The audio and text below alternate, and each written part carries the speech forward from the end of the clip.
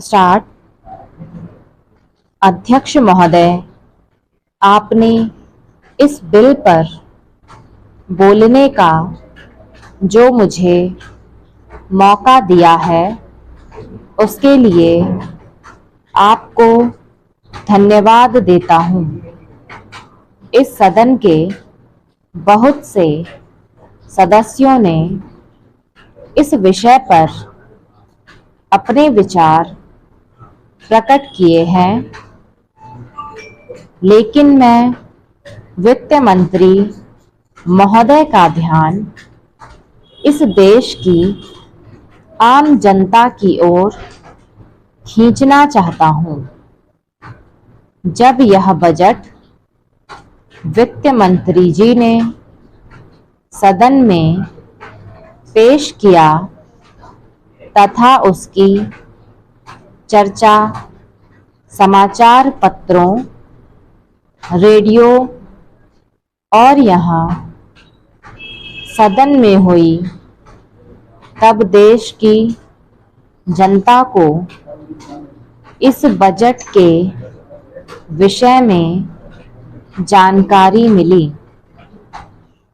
इस बजट में विषय में जब आम जनता ने सुना तो उसे बड़ी निराशा हुई।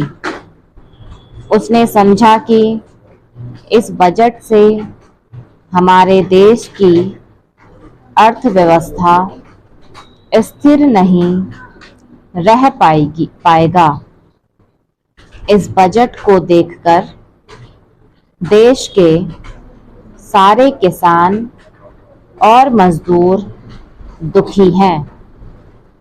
किसानों के लिए बहुत सी बातें कही गई हैं। इस बजट में कहा गया है कि किसानों को बहुत सी सुविधाएं दी गई है, लेकिन वास्तव में किसानों के लिए क्या किया गया है, यह मेरी समझ में नहीं आ रहा है। किसानों को खाद पर बहुत ही कम राहत दी गई है। इस राहत को हम बहुत बड़ी सुविधा नहीं कह सकते हैं। खाद की थोड़ी सी कीमत कम कर देने से किसान का कुछ भी लाभ होने वाला नहीं है। किसान खेत में रात दिन काम करता है, अपना पसीना बहाता है, लेकिन उसके बदले में उसे उतना नहीं मिल पाता है जितना उसे मिलना चाहिए।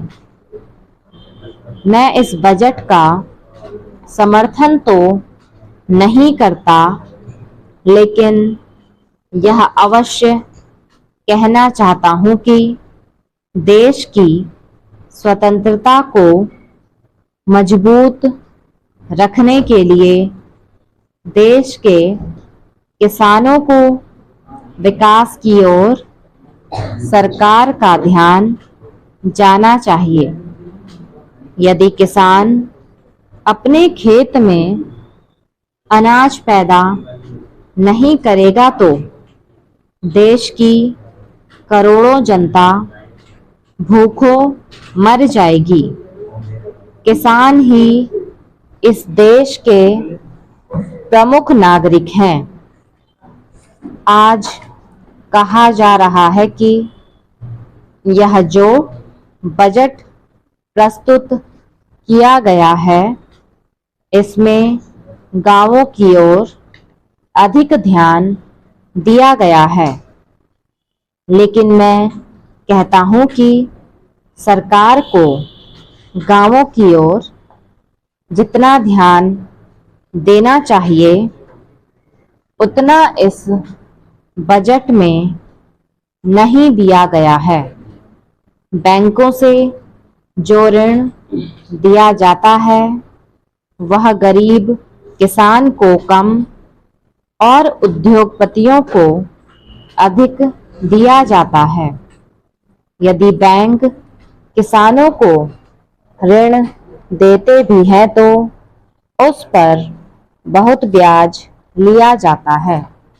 मेरा सदन से निवेदन है कि इस विषय पर विस्तार पूर्वक चर्चा की जाए।